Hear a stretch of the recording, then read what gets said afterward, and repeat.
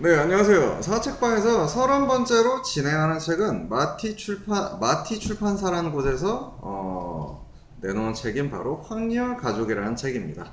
책에는 다양한 계층의 가정, 사람들이 등장을 해요. 큰 힘을 들이지 않고 부모님이 물려주신 집을 기반으로 결혼 후 아이들을 영어 유치원에 보내는 30대 가정부터 시작해서 부모님들의 치열한 평수 넓히기, 분양가 상한제 폐지 이후 집값 상승과 폭락 후의 가정과 결과와 같은 주제들을 네. 예, 이런 주제를 책에서는 군더더기 없이 보여줘요. 그들 중에는 하우스포어도 있고 20년 내리 강남에 거주한 50대 넘은 무주택 세대주라는 평생 무주택 전략으로 강남 재건축 아파트 시프트에 당첨되어 사는 가구 등 다양한 사람들이 정말 등장합니다.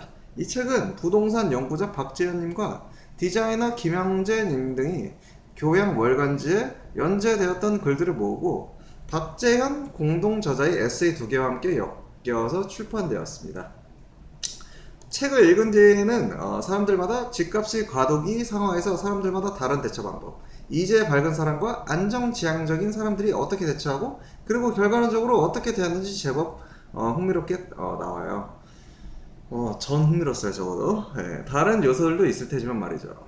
저도 적지 않은 나이고 주택과 거주 방법, 거주 지역, 공간 등에 대한 관심이 요새 부쩍 많아서 이 책을 읽기로 한 결심이 서게 되었어요. 1차적인 독서 이유는 제가 인상 깊게 읽었던 책, 내리는 세상에서 일하는 노마드의 저자 재현주님께서 이 책의 출판을 기다린다고 보았던 페이스북 포스트, 그리고 서점에서 책이 잘 전시되었던 점이 제가 이 책을 읽어볼 수 있었던 계기가 되었습니다. 아파트는 전체 주택의 60%에 가까운 비중을 차지하는 지배적인 주거 형식입니다. 고도성장기의 아파트는 주거 공간과 중고 상품, 사용 가치와 교환 가치를 이중적으로 결합시켜 중산층이 되고자 하는 이들에게 계층 상승에 도약돼 구실을 해왔습니다. 70년대의 강남, 80년대의 목동, 상계, 중계, 과천, 90년대의 수도권 신도시에 대규모 아파트 단지들이 솟아올랐고 그 단지들 각각은 당시 내 집 마련에 나섰던 419 세대, 유신 세대, 386 세대 일부의 몫으로 돌아갔습니다. 이들은 분양가 상한제 덕분에 비교적 저렴한 비용으로 아파트를 구입할 수 있었죠. 흥미로운 것은 입주 이후부터였어요. 그들 상당수는 근로소득자로서의 정체성을 청산하고 아파트 시세 상승이 가져다준 경제적 여유를 바탕으로 중산층 소비자의 일상을 설계하기 시작했죠. 이런 측면에서 이 시기의 아파트는 중산층을 위주로 물질적 부를 분배하는 사회적 시스템이나 다름없었습니다. 사실상 복지 제도를 대신했던 이 시스템의 에너지원은 연간 10%를 넘나들던 특정 시기의 경제 성장률이었죠. 따라서 다음과 같이 말할 수 있습니다.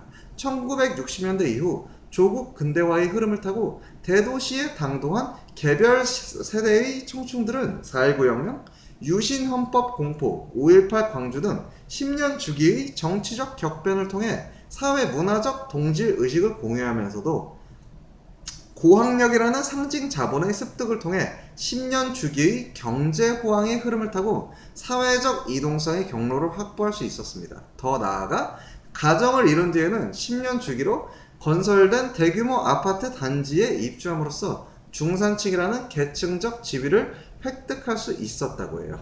이러한 측면에서라면 419 세대, 유신 세대, 386 세대 등 10년 주기의 세대로는 고도성장기의 중산층의 지위를 확보한 이들의 계급 의식이라고도 볼 수 있습니다.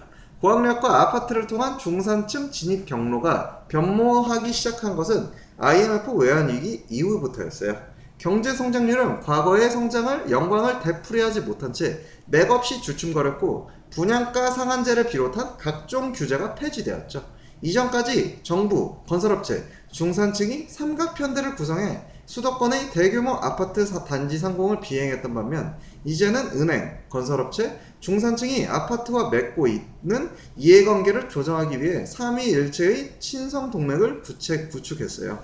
이런 변화와 함께 대학 진학률은 20여 년 전의 도시화율 그래프와 유사한 기울기로 증가했고 대학 등록금은 천정부지로 올랐습니다. 자녀 교육에 대한 가계 부담 역시 그만큼 증가할 수밖에 없었죠. 최근에 약 17가정이 등장합니다. 이 중엔 부부도 있고 뭐 미혼도 있고 기혼도 있고 뭐 그렇습니다. 남자도 있고 여자도 있고 다양하겠죠.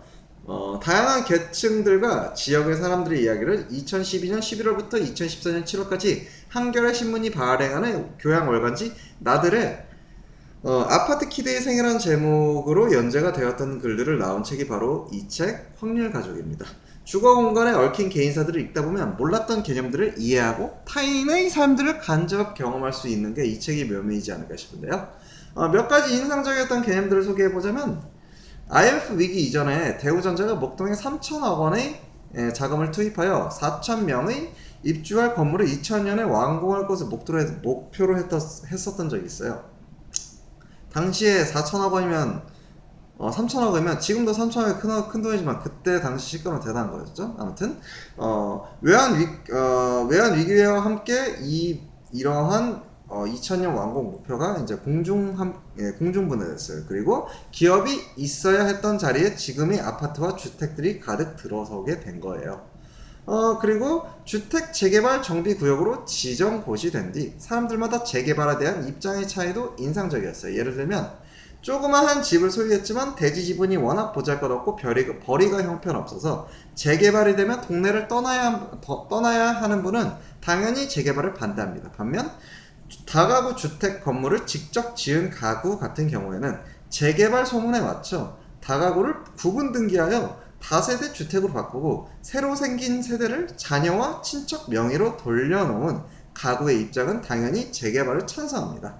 다가구 주택을 가진 사람들은 분할 등기를 하여 분양권을 확보하기 위해 이른바 지분 쪼개기를 한다고 해요. 지분 쪼개기는 재개발 아파트 분양권을 많이 받아내기 위한 일종의 투기행위라고 인터넷 시사상식 사전에는 기술되어 있네요. 아파트는 전통적인 마을의 모습을 해체하고 핵가족을 만들어내고 라는 표현을 외울 정도로 보고 들으며 자란 한 에피소드의 글쓴이가 있습니다. 이분은 과연 실제로 그랬을까? 하는 의문을 던져요.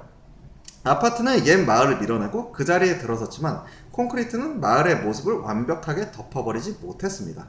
콘크리트로 이루어진 마을 아파트 단지의 겉모습은 과거 촌락의 모습에 비하면야 상점벽해 그 자체였겠지만 그곳에 사는 사람들의 삶의 모습은 옛 마을의 그것과 크게 다르지 않다고 합니다.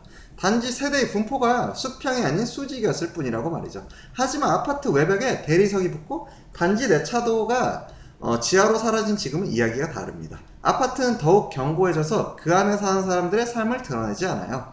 예전 아파트에서 주차장은 주차 기능 외에 인접하는 아파트의 주민들이 서로 교류하는 로비의 역할을 하는 장소였어요. 하지만 이제는 주차장과 차도가 지하로 숨겨진 덕분에 같은 동에 사는 사람들조차 얼굴을 마주치기 힘들어요. 그래서 반포동에서 어린 시절을 보낸 어느 에피소드 작가는 반포 단지 내의 밤길은 적막하기 그지없다고 합니다. 예전에 유토피아를 기억하고 그리워하는 사람에게 이러한 풍경은 어색할 뿐이라고 해요. 하지만 텔레비전에서 아파트 광고를 하던 시기에 어린 시절을 보낸 사람들에게는 이것이 새로운 유토피아의 모습일 것이에요. 어쩌면 지금은 유토피아라는 말 자체가 어울리지 않는 시대일지도 모르고요. 자, 이렇게 해서 이번 사과책방 30번째 에피소드는 10분도 안 되는 내용으로 짧게 마무리를 하려고 합니다. 청취해주시고 시청해주신 여러분께 대단히 감사드립니다.